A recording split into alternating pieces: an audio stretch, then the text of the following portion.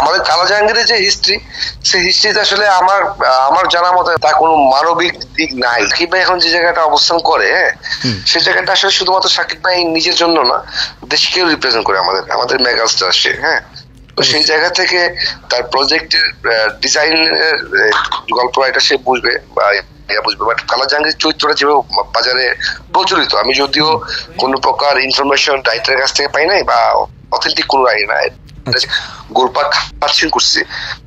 তো আসলে আমার কাছে আমি জানতে চাবো আর কি, যেটা কোন পিপিতে হবে, বিকজ অফ কালো জাহাঙ্গীরের চরিত্রে তো কোনো মানবিকতা নাই এখানে। হ্যাঁ, আমার অভিজ্ঞতা কেন, আমি একটা সিনেমা করতে যাচ্ছিলাম, হ্যাঁ মনে আছে কিনা আপনি জানি না, যেটা ইমন ছিলেন।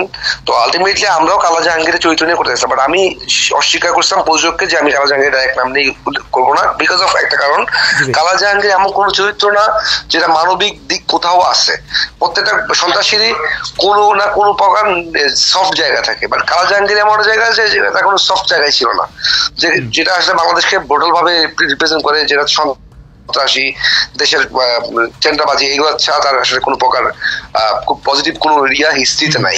তো সেই ক্ষেত্রে সাকিব ভাই শুধুমাত্র আমাদের দেশের সুপারস্টার না, আমাদের কাছে একটা মেগাস্টার না, সে পুরো ওয়ার্ল্ড ওয়াইড আমাদের বাংলাদেশকে রিপ্রেজেন্ট করে। তো সেই ক্ষেত্রে আসলে কালো জাহাঙ্গীরের চরিত্র কোন ধরনের মেসেজ দিবে, এটা সেটা আমার প্রশ্ন আসলে। হ্যাঁ, এটা না যে সাকিব ভাই করতে, সাকিব ভাই অবশ্যই যে প্রজেক্ট করবেন বুঝেই করবেন, হ্যাঁ এটা নিয়ে আমার কোনো আমার কাছে মনে হয়েছে, তাই আমি জিনিসটাকে বললাম। আমি সাকিব এইটাই এখন যেটা সাকিব ভাই ইচ্ছাকা যদি অন্য কোনো হিরো হইতো, আমি এটা কোশ্চেনই তুলতাম না। কেন তুলতাম না? Because of fiction is fiction, so fiction নিয়ে হইতেই পারে, অনেকে হইতে পারে। এখন অনেকে আমাকে জিজ্ঞেস করছে, সৈকত ভাই once upon A time in Bombay হইছে, ওখানে মানবিক দিকেও তুলে ধরছিল। হ্যাঁ, ওর মানবিক দিক ছিল। তো হিরোকে তো আসলে সাকিব ভাই দর্শকরা অবশ্যই এটা পছন্দ করবে না, যাই সন্ত্রাসীকে লাইটটায় গুতায় মারা ফেলাবে। সাকিব ভাই তো সুপারস্টার, তো তার এন্ডিং সিন যদি এমন হয়, হ্যাঁ পুলিশের বুটের বাড়িতে পিটায় পাটায় মেরা ফেলতেছে, হ্যাঁ এই জিনিসটা আসলে পপুলার কন্টেন্টের জন্য আমি জানি না কেমন হবে, বাট আমার কাছে মনে হয়েছে ভালো লাগবে না।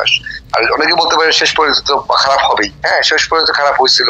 এটা সম্পূর্ণ হচ্ছে আমার পয়েন্ট অফ ভিউ ভাই, হ্যাঁ এটা মাথায় রেখেন, যেটা আমার পয়েন্ট অফ ভিউ থেকে আমি বললাম কথাটা, আর কিছুই না। আমি আমার প্রযোজককে প্রথম বলছিলাম যে না কালো জাহাঙ্গীর না, আমি আকবর নামে দিলে আমি কি করবো, ফ্যান্টাসিতে অ্যাড করতে পারবো। আমি ফ্যান্টাসি ডিরেক্টর, তো ফ্যান্টাসি অনেক কিছু থাকতে পারে, আমি ফ্যান্টাসি অ্যাড করবো।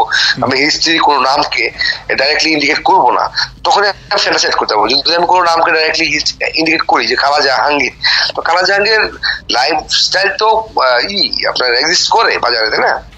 এক্সিস্ট করে, কালো জাহাঙ্গীর তো এক্সিস্ট করে। আপনি বলতে পারেন তুফান তাহলে কেমন ছিল, আমার তুফান নামে কোনো ক্যারেক্টার এক্সিস্ট করে না পৃথিবীতে।